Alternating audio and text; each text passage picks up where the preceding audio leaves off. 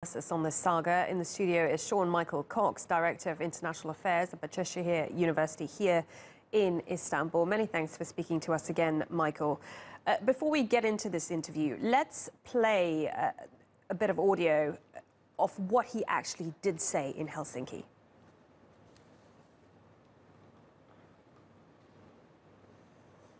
He just said it's not Russia. I will say this, I don't see any reason why it would be. So just a little snippet there. So the backtrack is, in the start he says, I don't see any reason why it would be. And he is saying he should have said wouldn't.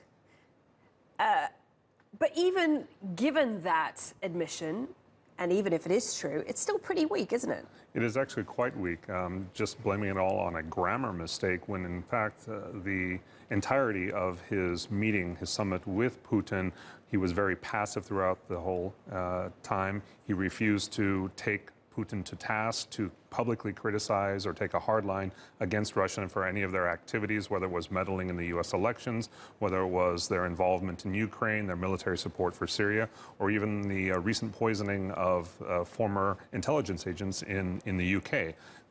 Completely throughout it, he didn't challenge Putin at all. I don't think any of us expected him to massively challenge Putin, but to go so far the other way. Why do you think that happened? I think he wants to be seen as a person who can open the United States up, bridge the gap between the United States and Russia. I mean, he's gone to North Korea now. He's opened up there. He wants to be Nixon again now. Nixon went to China. Trump went to North Korea. Now Trump is going to Russia and is going to make everything better. That's the perception he wants to be. And he's not willing publicly to do anything to interfere with that. So having said that, why has he felt the need to backtrack at all? Because of the intense criticism he's received not only from the Democrats, but from his own Republican Party, from very senior members in the Republican leadership, from the intelligence community, from most of our allies. It was just a horrific performance, really. I mean, it's part of a history. We saw Kennedy take a drubbing from Khrushchev in Vienna back in the 60s. We saw George Bush staring into Putin's eyes and seeing into his soul. And now we've had Trump having his low moment with Putin. You mentioned the Republicans. Interesting, even one of his most loyal Republican supporters, Newt Gingrich, said his exact comments were this was the most serious mistake of his presidency. Aside from comments like that, is there really going to be any tangible repercussion to these events?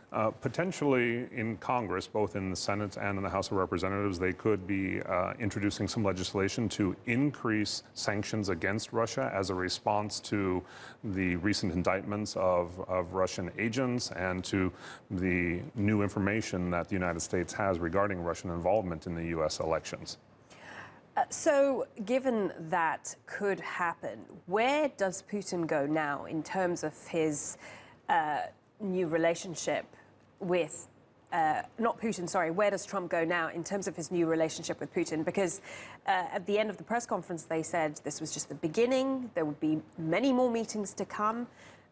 Is that how it's going to play out? Well, obviously, he needs to be taking a harder tack against the Russian president. But even given his backtrack, he still hedged his comments there by saying, I misspoke, but there also could have been other people that were involved in this. He's trying to play both sides, and he's not going to be able to do that if he wants to maintain support back at home for his initiatives.